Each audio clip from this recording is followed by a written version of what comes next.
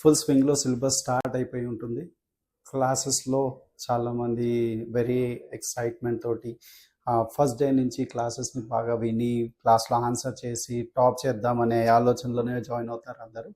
కొంతమంది ఇదే విషయంలో చాలా నిరుత్సాహపడుతూ ఉంటారు. అదేంటి చాలామంది క్లాస్లో ఆన్సర్ చెప్పగలుగుతున్నారు, నాకు అర్థం కావట్లేదు, నేను చెప్పలేకపోతున్నాను. ఇలాంటి సిచ్యువేషన్ వచ్చినప్పుడు దానికి కారణాలు ఏంటి? ఎందుకు మిగతా వాళ్ళకి కొంతమందికి తొందరగా అర్థమవుతుంది, కొంతమంది ట్రై చేస్తున్నారు, నాకైతే అసలు ఏమీ అర్థం కావట్లేదు అనే పరిస్థితి ఉంటే దానికి చాలా కారణాలు ఉంటాయి. డిఫరెంట్ బోర్డ్స్ నుంచి రావడం కానీ, అంటే సిబిఎస్ఈ, కొంతమంది ఐసిఎస్ఈ, కొంతమంది స్టేట్ బోర్డ్, అలా కాకుండా డిఫరెంట్ ఫౌండేషన్ కోర్సెస్ డిఫరెంట్ లెవెల్స్లో తీసుకోవడం వల్ల కావచ్చు. కొంతమంది 6వ తరగతి నుంచి, కొంతమంది 8వ తరగతి నుంచి, కొంతమంది 9వ తరగతి, కొంతమంది 10వ తరగతిలో డిఫరెంట్ ఫౌండేషన్ కోర్సెస్ తీసుకోవడం వల్ల కావచ్చు. వాళ్ళకి ముందే కొంచెం తొందరగా అర్థం అవ్వచ్చు ఆ కాన్సెప్ట్. మిగతా వాళ్ళకి ఎప్పుడు ఫౌండేషన్ తీసుకోకపోయి ఉండొచ్చు, లేకపోతే ఆ పర్టికులర్ టాపిక్ జరగకపోయి ఉండొచ్చు తీసుకున్న.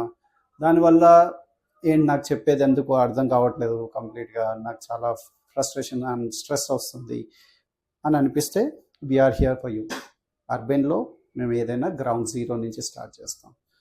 టాపిక్ ఎవరికి ఏమీ రాదు అనే ఉద్దేశంలో ఫస్ట్ నుంచి స్టార్ట్ చేసి ప్రతి టాపిక్ని బేసిక్స్ నుంచి తీసుకువెళ్ళి దాన్ని హై అడ్వాన్స్ లెవెల్ దాకా తీసుకెళ్ళి ఇక్కడ మీరు ఖచ్చితంగా ఆ మిస్ అవుట్ అవుతున్నాను, నాకు అర్థం కావట్లేదు అనే సిచ్యువేషన్ డెఫినెట్గా రాదు.